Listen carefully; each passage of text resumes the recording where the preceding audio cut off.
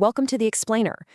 Today we're diving into something really fascinating, a mysterious and, well, sacred formula from the ancient world. We're talking about a recipe so exclusive, so special, that it actually came with a divine warning. So let's get right into it and uncover this story together. Right off the bat, this quote from the book of Exodus sets the tone, doesn't it? It tells us we're dealing with something, well, really special. This wasn't just some nice-smelling oil. Nope, it was holy. That means it was set apart and just incredibly significant. And that's the thing. This wasn't some recipe someone just came up with. Not at all. This was a divine recipe, a precise formula that, according to the text, was given directly from God to Moses. I mean, every single ingredient, every single measurement, it was all specifically laid out. So that leads to the big questions, right? What exactly was in this holy oil? And what made it so incredibly special? Well, we're about to unpack all of it. The exotic ingredients, their, frankly, staggering cost, and the really deep symbolic meaning behind every single part of it. Okay, so the recipe has 5 main ingredients. But here's the thing.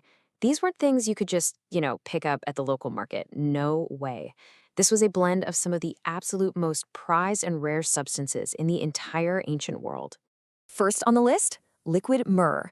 This is a fragrant gum resin that comes all the way from Somalia and the Arabian Peninsula. Just think about that for a second. Sourcing this one ingredient back then was an epic journey all on its own. Next up, we've got sweet-smelling cinnamon.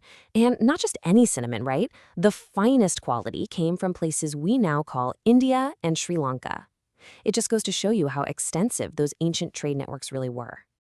All right, the third spice is calamus, sometimes called sweet cane.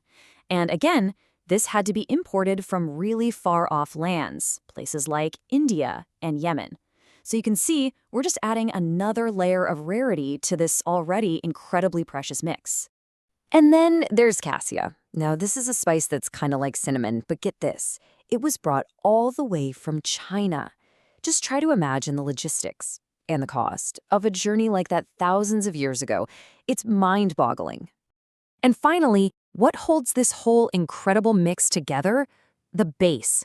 And that was pure virgin olive oil. You have to understand, in the ancient world, olive oil was basically liquid gold. I mean, it was so valuable that kings would literally hire guards just to protect their olive groves. That's how precious it was. So, okay, we've got these 5 super rare imported ingredients, which, of course, brings us to the big question of value. How much did all this stuff actually cost? Let's take a look at how it all adds up, because trust me, the numbers are absolutely astonishing. But before we hit you with that final price tag, let's just quickly get a handle on the measurements. The recipe talks about shekels, that's a unit of weight, about 11 grams, and a hin, which is a unit of volume, around 3.7 liters. This level of precision was absolutely key to just how sacred this formula was. Okay, you ready for this? Based on the amounts listed in Exodus, and if we calculate that with today's commodity prices, a single batch of this holy anointing oil would cost over 2 million South African rand. Let that sink in. An absolutely incredible figure for what was clearly an equally incredible substance. And here's how that breaks down. As you can see, myrrh and cassia were needed in the biggest quantities, and wow, they really make up the bulk of that cost. Each and every one of these ingredients was a treasure in its own right. So this oil wasn't just symbolic, it was an investment of immense worldly value. But the value here wasn't just about the money, not even close.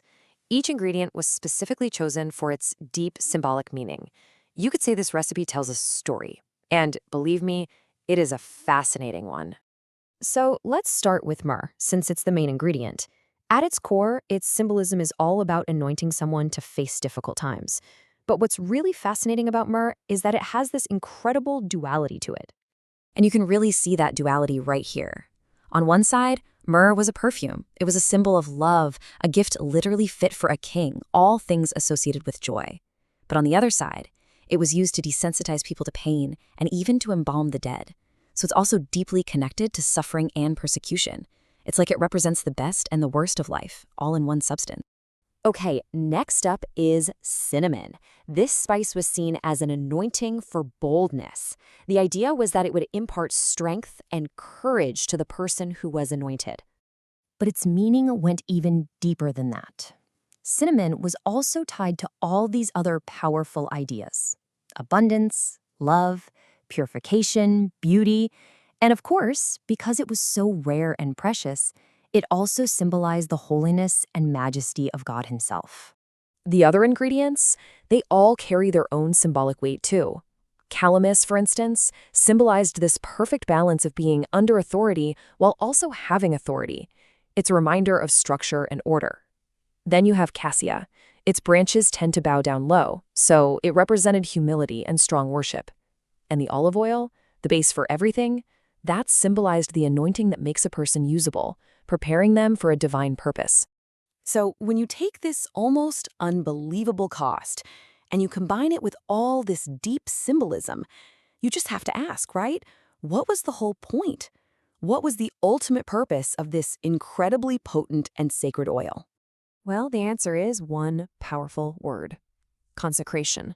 Its only job, its sole function, was to anoint the tabernacle and its priests, to literally set them apart from the everyday, ordinary world. It was a physical act that declared them holy and totally dedicated to the service of God. Now, because this oil was so sacred, and because it had such a very specific purpose, it came with a rule that was just as specific and just as severe.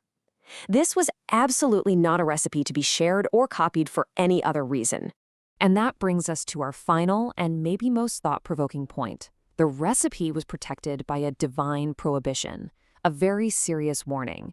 If anyone tried to make an oil just like it for their own use, or put it on an outsider, someone who wasn't a priest, it was considered a massive violation. So serious, in fact, that the penalty was to be cut off from his people. That's basically exile. And it leaves us with this really powerful question to think about.